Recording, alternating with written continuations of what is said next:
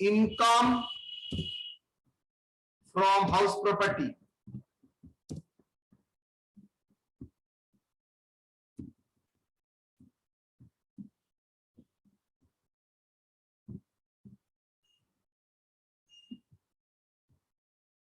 Computation of income from house property कैसे computation होगा?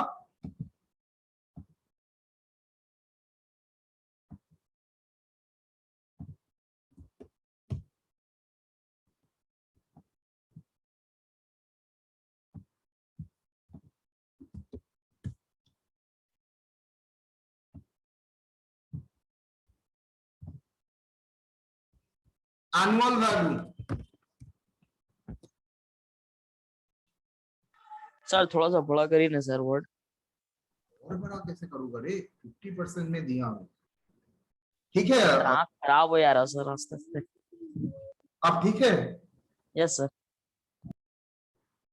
तेरा जो प्रॉब्लम है वो प्रॉब्लम मेरा भी है आंख में, मैं जानता हूं, क्या करे बेटा, sorry. Annual value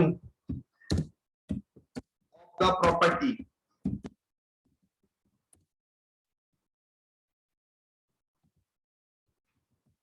less municipal tax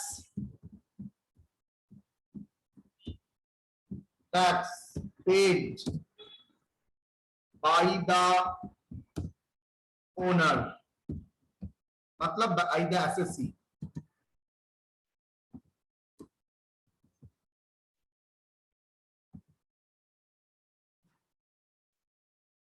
Net annual value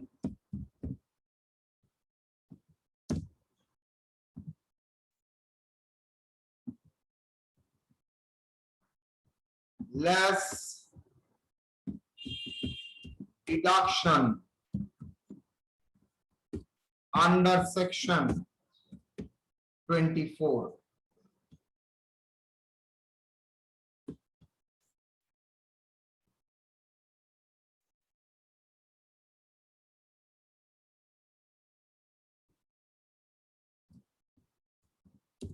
Statutory deduction,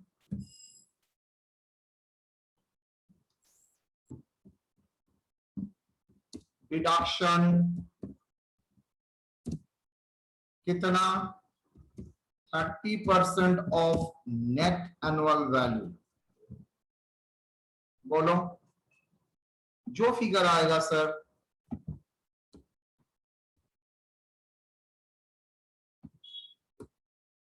interest on loan, interest on loan taken for the house property, मतलब कंस्ट्रक्शन, ब्रैकेट में construction, purchase, repair etc. Renovation, whatever may be the loan you have taken, that will be deducted. करने के बाद कुछ नहीं है, that is income from house property.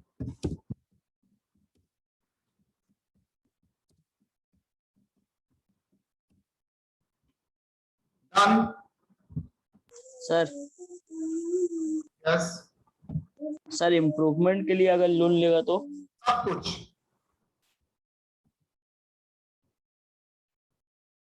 Agree? Note on municipal tax,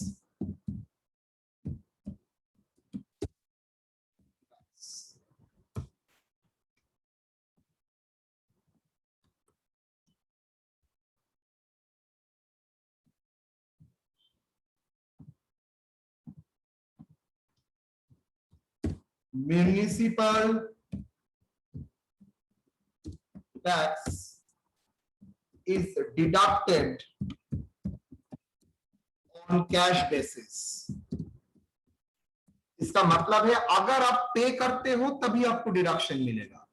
I repeat, अगर आप पे करते हो तभी आपको डिडक्शन मिलेगा, अगर आप पे नहीं करते हो तो डिडक्शन नहीं मिलेगा. म्युनिसिपल टैक्स अगर आप पे करते हो तभी आपको डिडक्शन मिलेगा. That's why it is called cash basis. No deduction for outstanding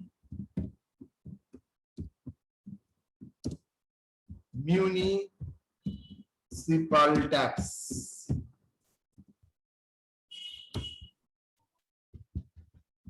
No deduction for advance municipal. No deduction for advance municipal tax. Advance municipal tax के लिए भी कोई डिडक्शन नहीं होगा. See, in case of Kolkata, Delhi, Mumbai, Chennai, the municipal tax is calculated on net municipal value. मुझे याद है मैंने नेट म्युनिसिपल के वैल्यू के ऊपर चर्चा आप लोगों को करके रखा था. यस और no? Yes sir. Okay, but in case of other place, the municipal tax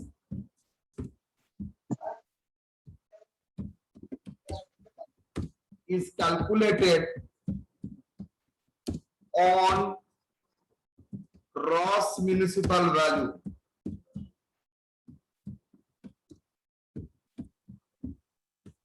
Okay, municipal tax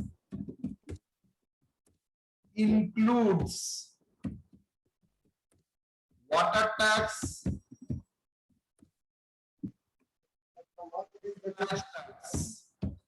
ये सब इसके भीतर आ जाता है. मतलब जैसे म्युनिसिपल टैक्स को लेस करते हैं वैसे ही water tax and sewerage tax को लेस करेंगे. Net municipal value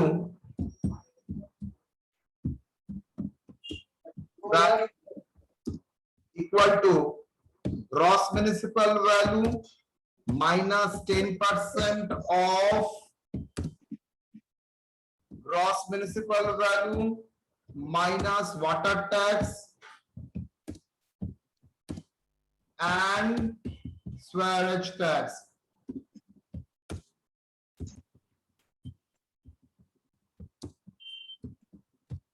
Done.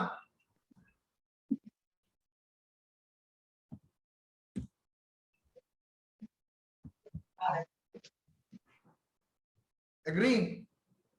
तो ये 5 points notes on municipal tax के बारे में ऑलवेज याद रखना. 5 क्या 6 point, sorry. It must B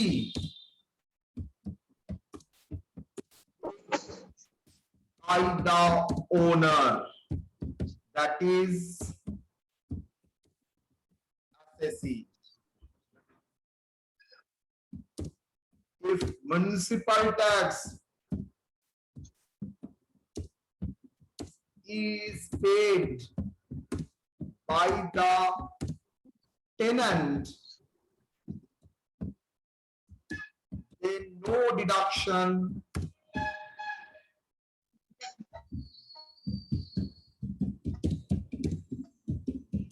available.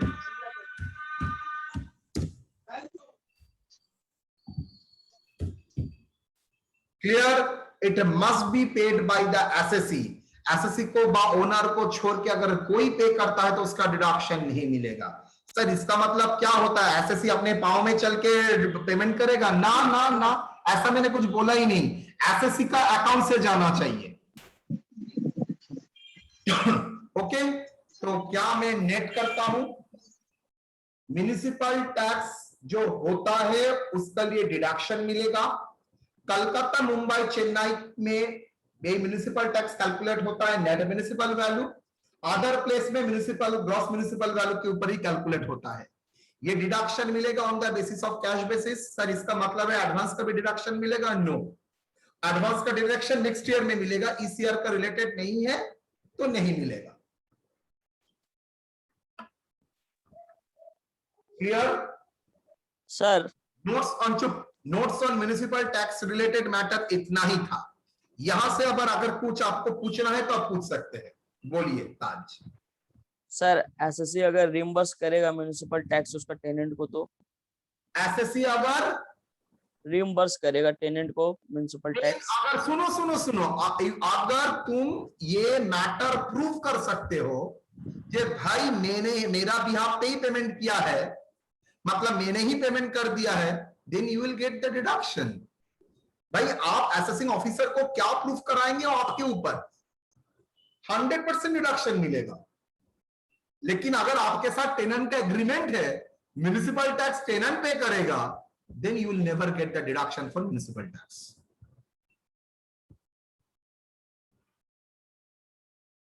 Okay? Yes sir.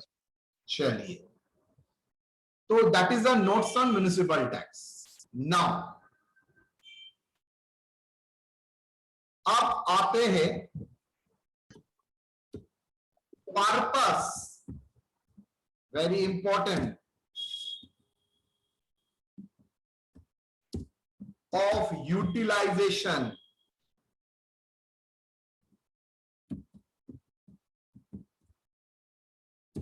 of house property.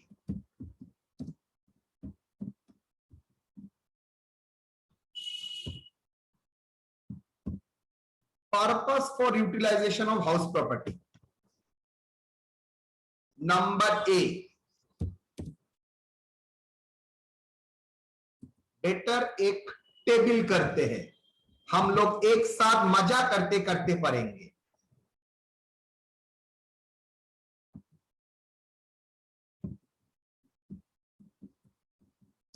चलिए मजा करेंगे और पढ़ेंगे। First situation,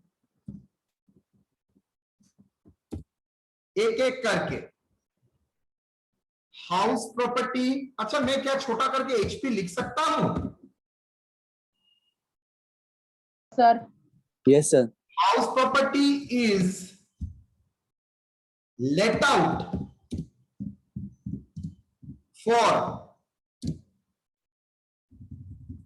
out for residential purpose.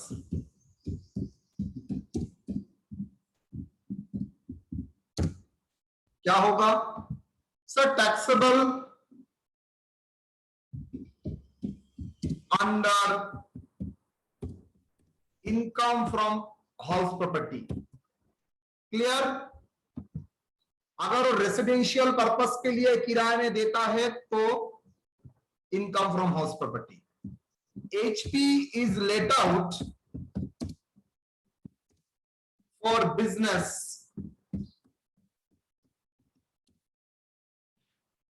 किसी का बिजनेस के लिए। मेरे खिदिरपुर में एक फ्लैट है, वो मैंने किराए में दे दिया है ट्यूशन कराने के लिए, मतलब business, for the business of others.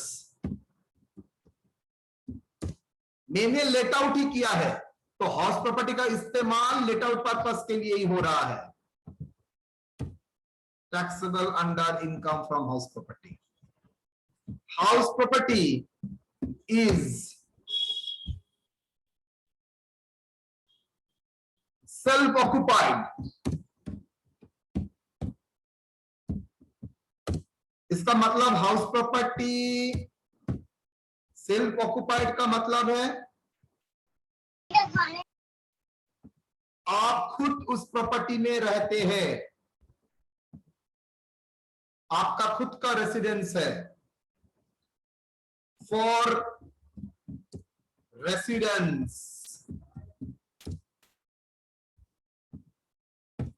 Income from under IFHP। बहुत Taxable? आके सवाल करेगा, सर हम लोग तो खुद के घर में रहते हैं, हम लोगों को इनकम फ्रॉम हाउस प्रॉपर्टी के अंडर में टैक्सेबल है, हम लोग तो ये जानते नहीं थे। यस बेटा, आप लोग नहीं जानते थे, बाद में आऊंगा इसका चर्चा में। House property is self occupied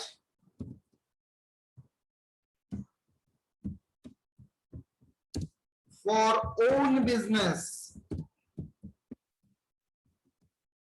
के बिजनेस के लिए काम चलाते हो, मतलब वहां पर आप आपका बिजनेस करते हैं। Taxable under business, PGBP। Sir PGBP का नाम मतलब profits and gains from business and profession, मतलब मेरा बिजनेस इनकम की तरह ट्रीट होगा। Exactly, you are right. अगर आप आपके घर, खुद के घर में बिजनेस करते हो तो वो घर में जो कैलकुलेशन होगा वो बिजनेस के तरीके से होगा, मतलब उस घर से जो आपका इनकम और एक्सपेंसेस, उसका जो टैक्सेबिलिटी होगा वो सब कुछ PGBP के अंडर में जाएगा, not income from house property. मजा आएगा। House property let out along with other facility, मतलब प्रॉपर्टी लेट आउट करते हो along with other facility, मतलब प्रोजेक्टर, कंप्यूटर, AC, ये सब मिला के, मतलब रहने खाने का सब कुछ, मतलब एक साथ पैकेजिंग है। आई थिंक बहुत सारा स्टूडेंट को दिमाग में आ चुका है कौन सा लाइन में खेला घुमा रहा है। कुछ हफ्ते पहले ही इसका चर्चा हम लोगों ने किया था, याद करो, मेमोरी के ऊपर जोर डालो। जहां पर सिर्फ प्रॉपर्टी नहीं, प्रॉपर्टी के साथ उसका फैसिलिटी भी भाड़ा में दिया जाता है। Yes. याद आ रहा है वो सब word? Yes, sir. Yes, sir. Yes, sir. Not separable।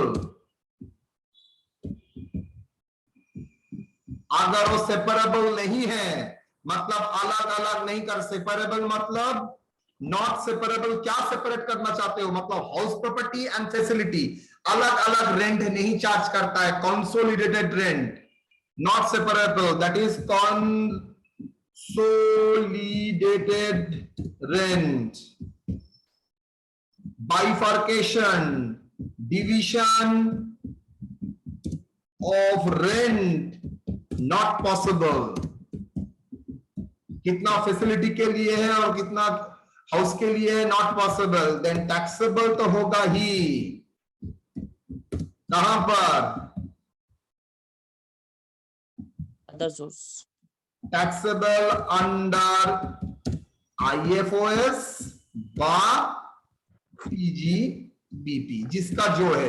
अगर वो आपका बिजनेस है तो आपका बिजनेस है, आप कैसे समझेंगे? सर अगर मैं खाता मेंटेन करता हूं, ट्रेडिंग PL है, तो मैं बुक्स ऑफ अकाउंट्स मेंटेन करता हूं, मतलब मेरा PGBP। अगर बुक्स ऑफ अकाउंट्स मेंटेन नहीं करता हूं तो IFOS। Clear? Yes, sir. Separable मतलब कंसोलिडेटेड रेंट तो ठीक है, लेकिन डिवीजन ऑफ रेंट पॉसिबल है, सेपरेट कर सकता हूं। तब rent relating to property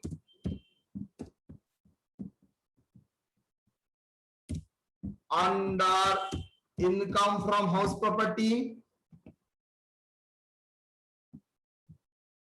and rent relating to facility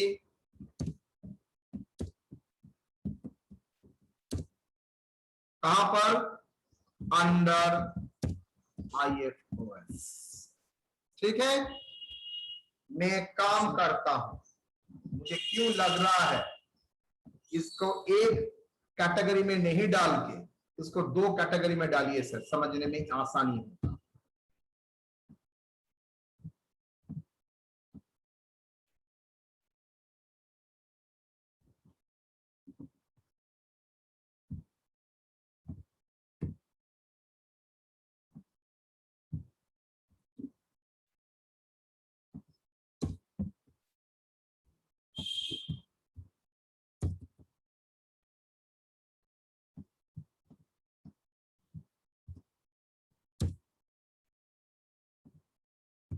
okay, I think आप सबके लिए इजी रहेगा।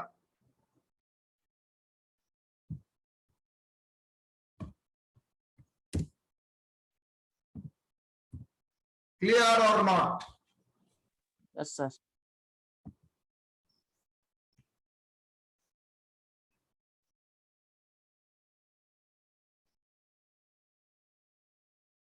House property let out to employees for the smooth functioning of business by profession। आप एम्प्लॉय लोगों को रहने के लिए मकान दे रहे हैं, इससे आपका क्या हो रहा है, smooth functioning of business, business अच्छा इजी स्मूथली चलेगा इसलिए दे रहे हैं। क्या होगा, टैक्सेबल अंडर पीजीबीपी। बोलिए, यहां तक किसी का प्रॉब्लम है? मैंने सब पॉसिबल इस्तेमाल ऑफ द हाउस प्रॉपर्टी आपको दिखा दिया। Let out for residence, let out for business, self residence, employee को देना, let out with the facility, let out with the facility, not separable with separable. कोई सिचुएशन मैंने आपके सामने आउट करके नहीं रखा है, सब ओपन कर दिया। क्लियर और नॉट? बोलिए। आई थिंक आप लोगों को इनकम फ्रॉम अदर सोर्स का थ्योरी आ गया था। मतलब अगर इनसेपरेबल है तो सर आईएफओएस में जाएगा व पीजीबीपी। सर बीजीबीपी कौन कब जाता है? अगर बुक्स मेंटेन करते हो तो पीजीबीपी, अगर बुक्स मेंटेन नहीं करते हो तो आईएफओएस। बोलिए, तो पेइंग गेस्ट दे रहे हो, नाम सुने हो सभी पेइंग गेस्ट का कॉन्सेप्ट का? Yes sir. पैसा देके पेइंग गेस्ट, तो पेइंग गेस्ट में बोलो तो क्या टैक्सेबिलिटी है? सर देखना पड़ेगा, बिना खाए वो रह सकता है, ये सर नो। मतलब उसका जो पेइंग गेस्ट का चार्ज होता है, इज इट बाइफार्केट कर रहा है? खाने का 5,000 और रहने का 2,000, कुल मिला के 7,000। ना स्टेट में खाओ ना खाओ 7,000 देना पड़ेगा। तो अगर खाओ ना खाओ 7,000 देना पड़ेगा, मतलब नॉट सेपरेबल। अगर नॉट सेपरेबल है तो ये आपका बुक्स मेंटेन करते हो तो पीजीबीपी, अगर बुक्स मेंटेन नहीं करते हो तो आईएफओएस। लेकिन अगर मैं बोलता हूं अगर खाते हो तो 5,000, खाना नहीं खाते हो तो 5,000 नहीं 2,000 देना पड़ेगा, तो इसको बोलते हैं सेपरेबल। जैसे ही सेपरेबल होगा तो प्रॉपर्टी का 2,000 का हो जाएगा इनकम फ्रॉम अदर सोर्स, और अदर फैसिलिटी का हो जाएगा आइदर आईएफओएस और पीजीबीपी। क्लियर और नॉट? मुझे बताइए, यहां तक मैटर क्लियर और not? Yes sir. Yes sir. Yes, sir. I am asking to everyone, जो लोग न्यू क्लास में ज्वाइन किए हैं वो लोगों को भी कोई डाउट?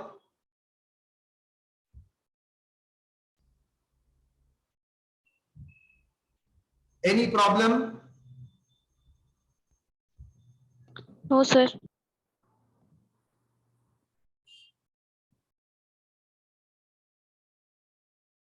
सर एक बार रेसिडेंस वाला बताइए, सेल ऑक्यूपाइड रेसिडेंस वाला। कौन सा बोल? सेल ऑक्यूपाइड ऑफ रेसिडेंस वाला सर। আরেকবার বলবি কোনটা? सेल ऑक्यूपाइड सर रेसिडेंस वाला number 3। Occupied of the residence, मतलब अगर आप खुद के घर में खुद रहते हो वो भी टैक्सेबल हो जाएगा PGB, income from house property के हेड में। मैं दिखाऊंगा डोंट वरी, सब दिखाऊंगा, सबका चर्चा होगा, क्यों टेंशन ले रहे हो? ठीक। एकदम सब खुद बोलेंगे हाँ सर ये तो टैक्सेबल हुआ है, और होता भी है। अच्छा, situation of let out and self occupied.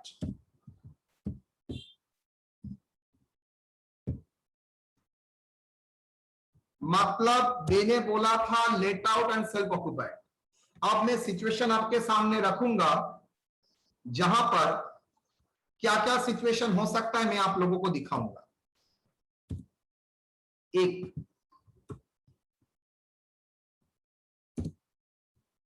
First, let out for whole year.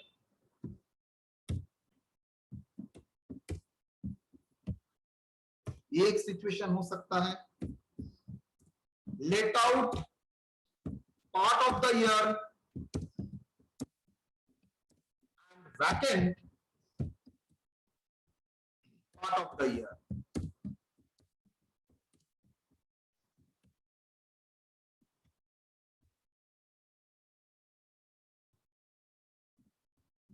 Let out self occupied. Self occupied का मतलब होता है खुद का घर में खुद का रहना। Self occupied for whole year.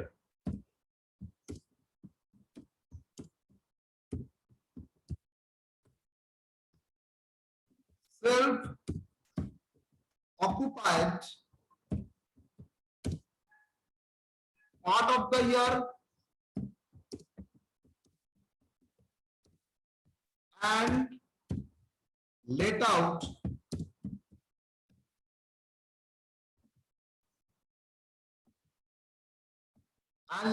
part of the year. इसका मतलब क्या है? Let out for the old year मतलब लेट आउट फॉर 12 months। ये क्या होगा? Let out 8 months and self occupied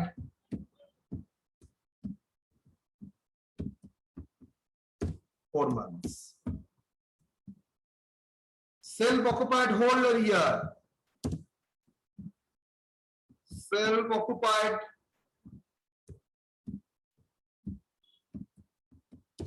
for 12 months.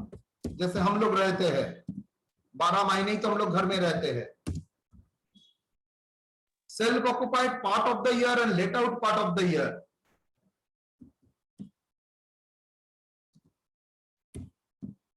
Occupied 8 months and let out 4 months.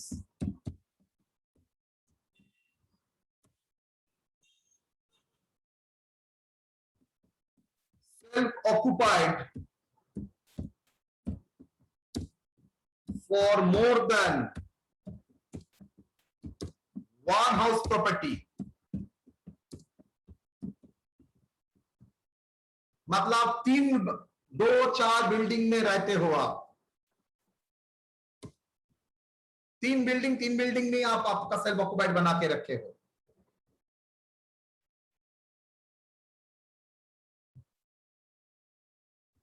Self occupied part of the building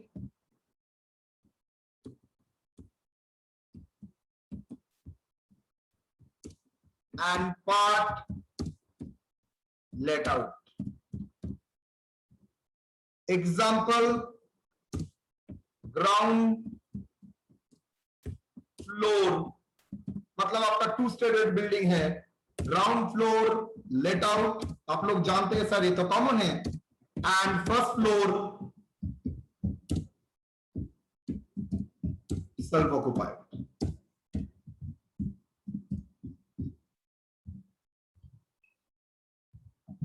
clear और not? तो ये सब situation आपके सामने आ सकता है। मैंने आपके सामने डिफरेंट सिचुएशन रखा है। लेट आउट होगा तो हम लोग काम करेंगे under section 23 subsection 1। Late out part of the year, vacant of the part of the year, यहां पर भी हम लोग काम करेंगे अंडर सेक्शन 23। ये लो अंडर सेक्शन 23 सबसेक्शन 1, जो अभी का हम लोग ने किया भी है। Self occupied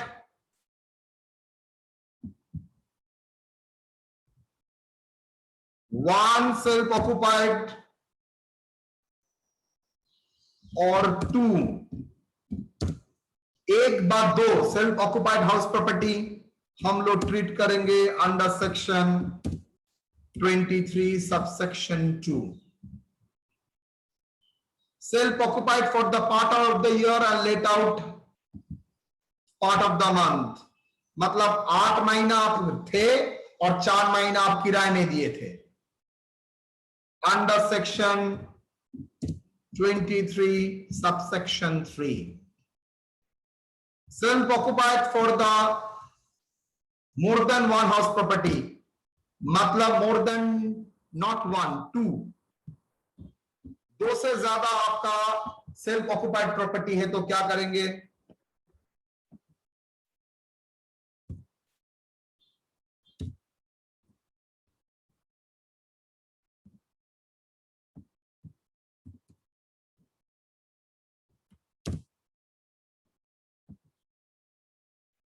under section 23 subsection 4।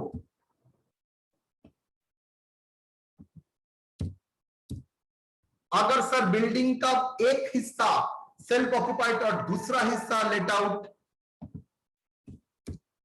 Under section 23 subsection 1 for let out part plus 23 subsection 2 for self occupied part. Okay, तो मैंने आपको पूरा ही 23 सिखाया। 23(1) अगर बोल रहा है जो हम लोगों ने सीखा है लेट आउट प्रॉपर्टी के लिए, 23(2) हम लोगों ने नहीं सीखा है, 23(3) हम लोगों ने नहीं सीखा है, 23(4) हम लोगों ने नहीं सीखा है। बेसिकली 23(1) है फंडामेंटल, 23(2) एकदम इजी, 23(4) एंड 23(3) ये दोनों he is a combination of 23(1) and 23(2). तो हम लोग देखेंगे कैसे एनुअल वैल्यू कैलकुलेट होता है। तो कैलकुलेशन ऑफ एनुअल वैल्यू, इसके बाद किसका क्लास है? 20 साल का।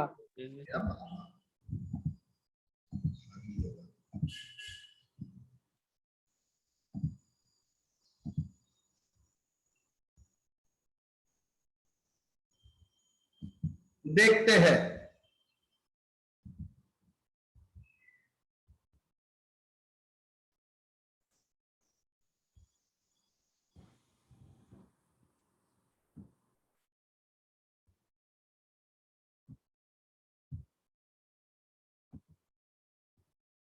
One or two self-occupied,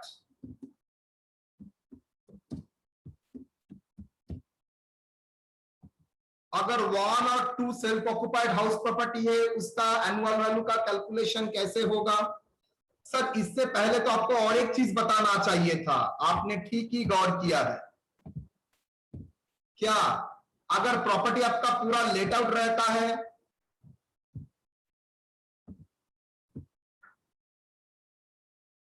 पूरा प्रॉपर्टी आपका लेट आउट रहता है तो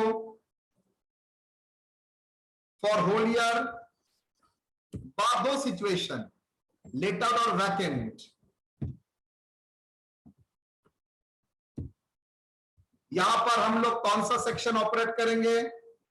अंडर सेक्शन, सेक्शन याद रखना कोई जरूरत नहीं है। 23(1)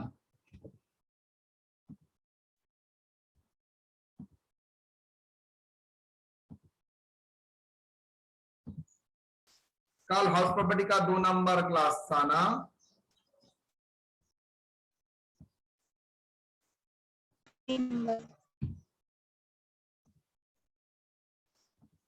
आ जाओ बेटा।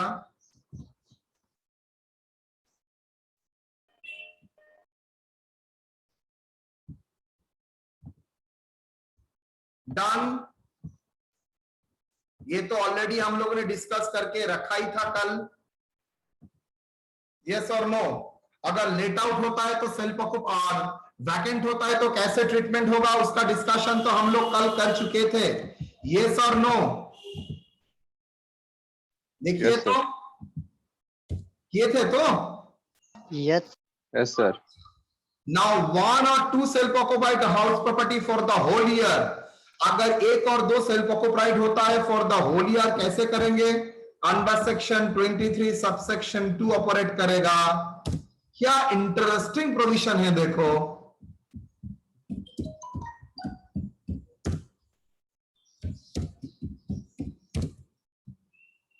क्या लिखा? एनुअल वैल्यू क्या मान के चलोगे? नील, 0। ओके। अगर आपका एक सेल्फ ऑक्युपाइड रहता है, बस 2 मैक्सिमम 2 हाउस अगर आप रहने के लिए इस्तेमाल कर सकते हो तो उसका एनुअल वैल्यू में मान के चलूंगा नील। कितना वो रिजनेबली रेंट फेच कर सकता है हम लोग देखेंगे ही नहीं। क्लियर और नॉट? Sir, बोलो बोलो। sir, first वाला में sir whole year let out रहेगा ना sir? सॉरी सॉरी, एक बार बोल बाबा। Sir, first वाला में sir whole year let out रहेगा ना? होल ईयर लेट आउट बाद वैकेंट पीरियड रहेगा। Sir, आप कुछ और लिखे हैं sir, 1 or 2 self occupied for whole year. Paste का वजह से गलत हो गया copy paste. Sorry sorry sorry my dear sir, कभी तो उम्र हो चुका है ना, और कितना दिन। आप ठीक है? Yes, sir. And I think आप ठीक है। ठीक है बेटा? Yes, sir. ठीक है। तो 1 और 2 सेल्फ ऑक्युपाइड हाउस प्रॉपर्टी, उसके लिए एनुअल वैल्यू का कैलकुलेशन स्ट्रेट वे में नील, और कुछ नहीं करना है। चलो अब आते हैं 23(2) गया। 23(3) क्या है? 23(3) self occupied part of the year and let out for the part of the year. कुछ दिन तक थे और कुछ दिन तक लेट आउट था। एसएससी तो चिल्लाना शुरू करेगा, भाई मेरा जितना दिन लेट आउट है लेट आउट की तरह ट्रीट करो, और जितना दिन सेल्फ ऑक्युपाइड है सेल्फ ऑक्युपाइड की तरह ट्रीट करो। अंडर सेक्शन 3 खेलने के लिए आ जाएगा, बोलेगा assuming entire period is let out। क्या मान के चलेंगे? entire period is let out, hence RER is calculated for whole year। No benefit। Self occupied के लिए तो बेनिफिट होता है, एनुअल वैल्यू नील हो जाता है। आपका कहने का मतलब था मैंने 4 महीना जो सेल्फ ऑक्युपाइड था तो 4 महीने को नील पकड़ो। No, no benefit for self occupancy. SSC self occupancy के लिए कोई बेनिफिट क्लेम नहीं कर सकेगा, सिंस आपने गुनाह किया है। क्या गुनाह किया है? कुछ दिन लेट आउट किए थे, 1 महीना भी लेट आउट करते हैं तो आपका वो 23(2) का जो बेनिफिट एनुअल वैल्यू नील होने का पावर खत्म। इवन फ्रैक्शन पीरियड 11 मंथ का भी चाहेंगे तो आप लोगों को नहीं देगा। आपने लेट आउट क्यों किया, आपने गुनाह किया तो आपको भुगतना पड़ेगा। Clear?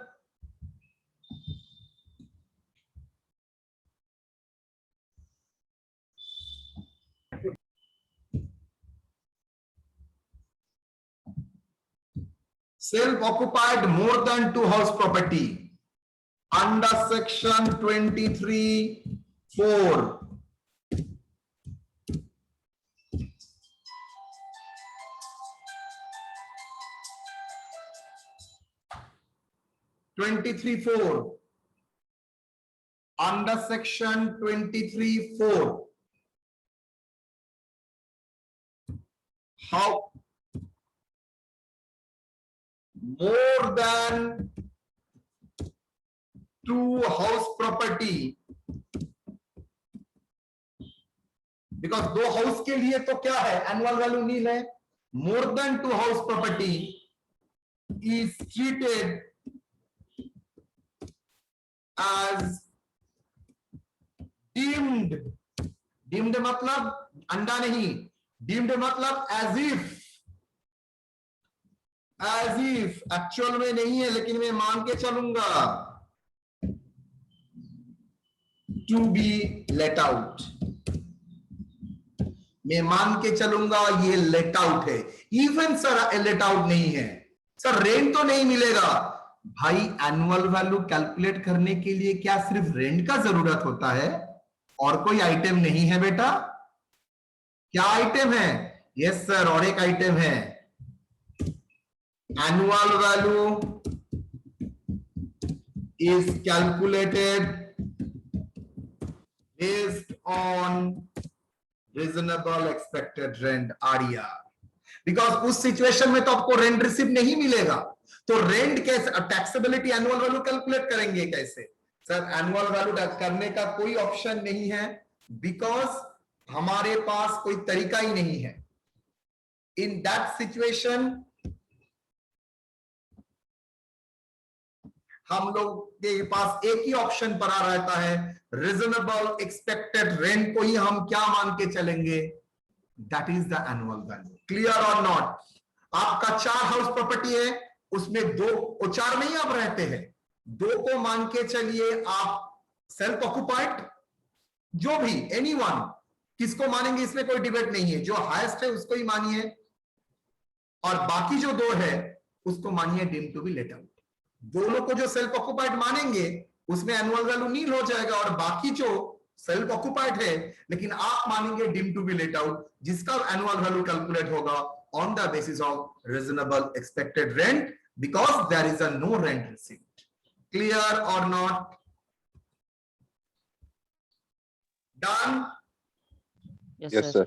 Self occupied part of the building and let out, मतलब बिल्डिंग का एक पार्ट, हिस्सा क्या होता है? Under section 23(1) annual value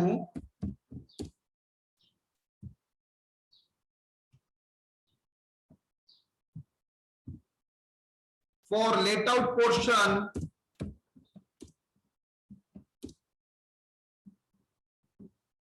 late out portion के लिए annual value is to be calculated under section 23(1). I think आपको बोलना नहीं पड़ेगा 23(1) मतलब क्या होता है। 23(1) एंड सेल्फ ऑक्युपाइड 23(1) मतलब ऊपर देखिए general rule exception rule. Clear और नॉट? Yes sir. 23(1) में जनरल रूल एक्सेप्शन रूल जैसे था 23(1) का वैसे ही, और फॉर सेल्फ ऑक्युपाइड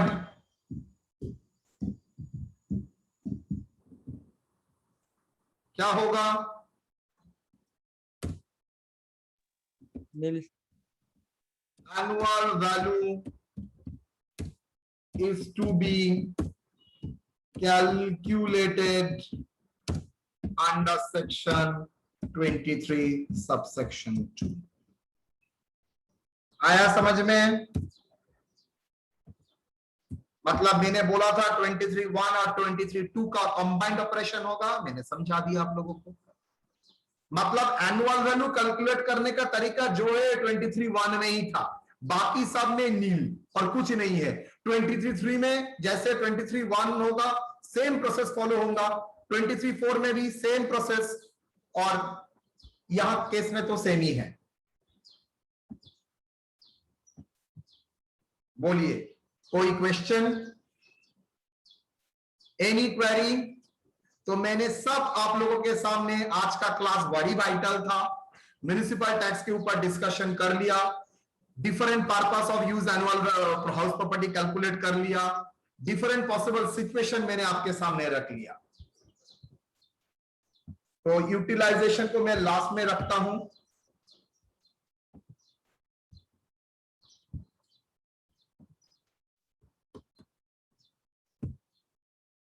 ओके, तो आई थिंक यहां तक हम लोग समाप्त कर सकते हैं। अच्छा, सबसे इंपॉर्टेंट, कल मेरा क्लास नहीं रहेगा, सबको बोल रहा हूं ध्यान से सुनिए, कल मेरा क्लास नहीं रहेगा, मेरा नेक्स्ट क्लास रहेगा फ्राइडे। तो ये 2 दिन के भीतर ये 3 क्लास जो हाउस प्रॉपर्टी का है एकदम प्रिपेयर करके रखिएगा, ठीक है? Yes sir. चलिए।